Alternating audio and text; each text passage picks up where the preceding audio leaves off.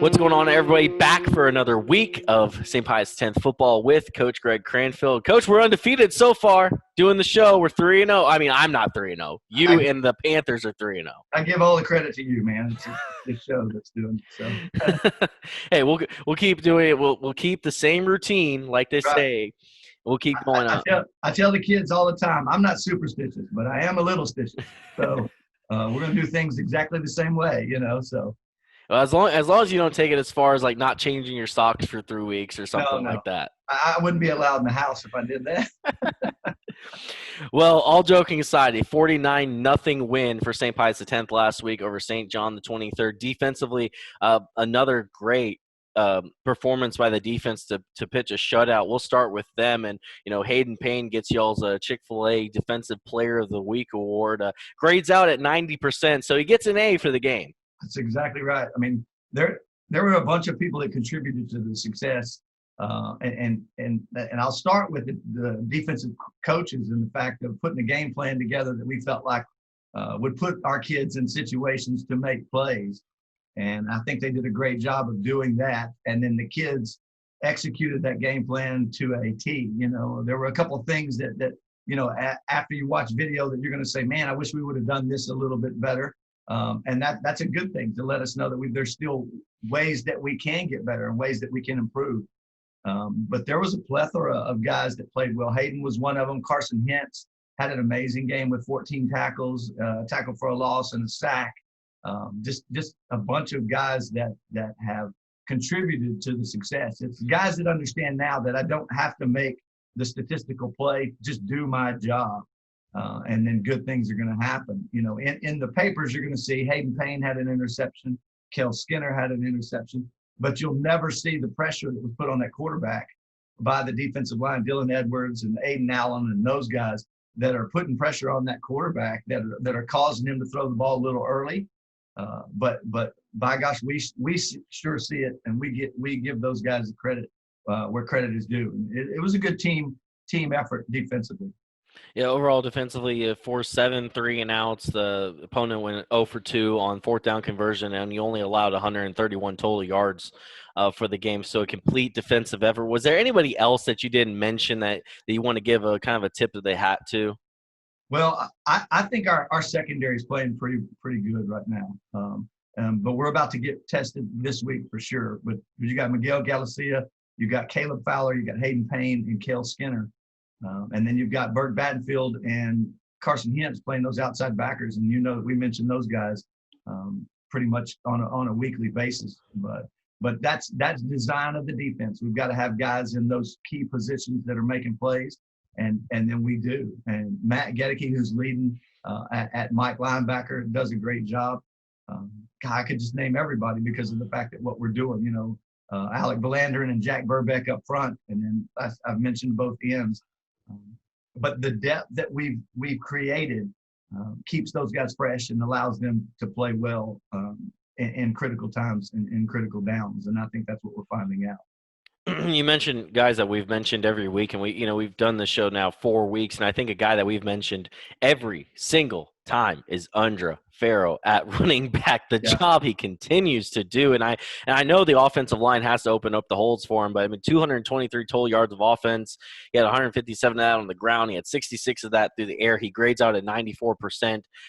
Undra Farrow is just putting up some numbers, Coach, right now that are just impressive on any level, private school, public school, whatever it is. Absolutely. What is it about his game right now that is just allowing him to really just put up these massive numbers? Yeah, I think it comes down to patience. Undra's playing right now at a level in which some of the elite backs that we've had in my 23 years, he's pretty much right up there with them.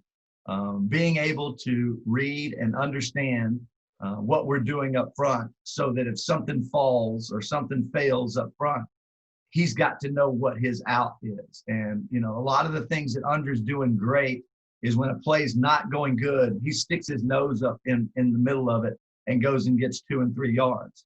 And to me, that's a sign of a good back. Instead of trying to bubble out and trying to make a big play out of something that doesn't look well, get back to the line of scrimmage, get a yard, and he's got the power to do that. And then he's got the explosiveness, on his big touchdown run.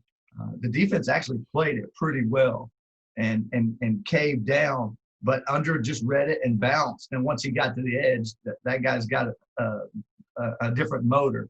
And he slammed it in the fifth gear and then went untouched, So a lot of I would love to tell you that it's all off and anybody could do what Under, but I don't think it is. Under special, and he's proven that week in and week out.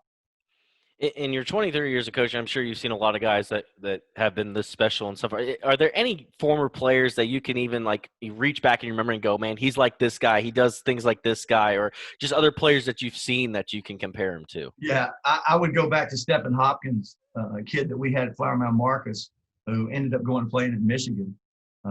He was, the thing about it, I remember during the recruiting process with Stephen, they were so worried about Stephen's speed. And can he have that explosive run? And I told them, I said, guys, Stephen's going to average about 6 and 7 yards a carry. So do that 10 times and he can get down the field, and I understand what they were after.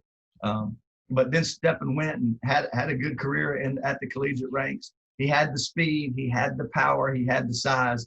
And I think Under fits all of those things as well. There was another back that we had at Flower Mound Marcus named Harvey Giddens that went and played at Midwestern. That Under, his game is very similar to those guys, and those are two good guys that I love and I still talk to this day because of the fact of, just like Under, they were not only good football players, but they're great people, and they've grown up to be great men, and that's the important. That's the true judge of success for a coaching staff, is what are we producing as far as not athletes, but as men. And I think that those are two good examples.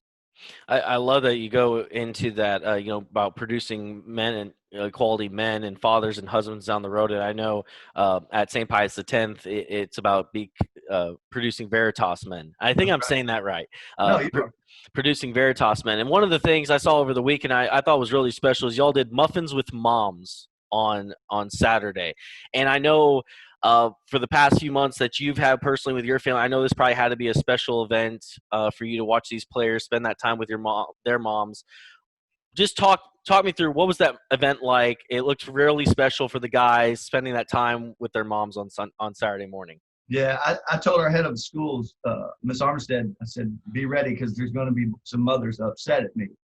And she was like, Coach, why? And I said, well, I had the boys write 3 thank yous to their mother. And Saturday they had to stand up and they had to read those to their mother. And I told them that it was important as men that we had the courage to stand up and tell people thank you that have contributed to who we are as young men.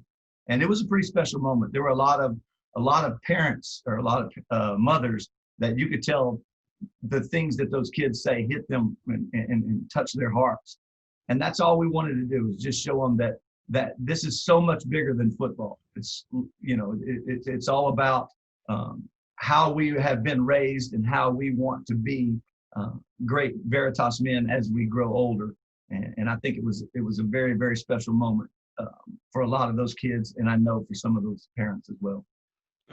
Was this kind of special? I know in your life, I think you unfortunately lost your mom this past summer. Was this special for you to kind of tell those guys, and secondly, part of that too is how special was your mom in your life and bringing up and coaching and football and everything, and did that kind of play a factor in Saturday's event as well? Yeah, I think it had a lot to do with it, because I was never scared to talk to my mom, and I was never afraid to tell my mom how much I loved her, and I want these guys to understand that that's important. I'm not to say that my mom and I ever never had an argument or anything like that, but the first thank you that I talked about Saturday was, I thank my mom for never raising me the way that I thought that I should be raised. I thank her for raising me the way that her and my father knew what was right to do. And I think that's important, Sure, I wanted to stay out till midnight, and I wanted to go do all the things that some of my friends were doing. But I followed their leadership, I followed their guidance, and it has turned me into being the man that I am. And I thank her every day for that, So appreciate you making me feel like this. Josh, my eyes are all watered up now. So. Well, we'll switch gears a little bit to a more fun thing. Is y'all had muffins? I have to ask. I'm kind of a banana nut muffin kind of guy. I You'd don't have been know. happy. I don't know where you are on that. Blueberries. What kind of muffin is your go-to? Yeah, you'd have been happy because there was a wide variety of muffins that we had on Saturday, and that's another great example. I asked a couple of the mothers, to help me with this, and Josh, you're talking about a group that you ask them for this much, and they're going to give everything that they have. And I told them that it was a great example of the type of ladies that we had in the room. That a lot of kids at 16 and 17 and 18-year-old may take for granted, but then quickly realizes when you get as old as me, those things weren't just given to us. Those things were basically blood, sweat, and tears from our mothers and our fathers who have done all the things that they can to provide everything that we needed. And it was a great day. And like I said, you could add any muffin you wanted because those moms took care of everything. So. Well, that's awesome. It was an awesome event. Great pictures of that event. We retweeted that to our VYPE Houston Twitter account over the weekend. I was kind of jealous of it. I was like, man, look at all those muffins. I was like, I gotta have something good for breakfast now after seeing that. Right. We'll finish on this. You do have Antonian coming up this week, homecoming game. Both teams 3-0. You said this is gonna be probably one of your bigger challenges so far this season of the kind of team that's coming in. As you look on film, what are the challenges that Antonian brings in, and what are your guys going to have to do to come out of this week 4-0? Yeah, I think from watching them on video, the thing that the first thing that hits me is how physical they are. It's a big group. They've got the size, they've got speed, and they've got a big group of backs that they sprinkle in to keep fresh legs on the field at all times. They're well coached. I mean, both sides of the ball, offensively and defensively.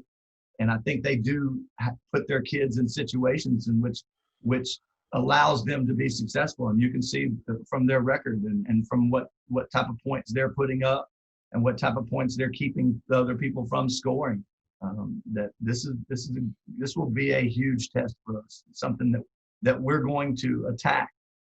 We're not going to sit back and be passive, and we're not going to wait for things to happen. We're going to be aggressive Friday night. We're going to go right at them. So let's see what type of football team we really are. It is homecoming for St. Pius X this week. They host Antonian, and of course, the biggest question is who is going to have the biggest homecoming mum? Yeah, is always the challenge in Texas. That's right. All those bells and whistles and lights and everything. So it's important. Homecoming is very, very important. But I keep reminding our kids that our job on homecoming is to go out and play well on Friday. That's our job. It has nothing to do with building floats or bonfires or anything like that. Our job is to prepare every day to try to go out and beat Antonian. And I think that's what these kids are ready to do. All right, they are ready to rock and roll. They are 3-0. That is Coach Greg Cranfill. This is St. Pius X football with Coach Greg Cranfill every week here on the VYPE Media Network. Coach, we appreciate the time as always, and we'll see you next week as always planned. Thank you, sir. Go Panthers.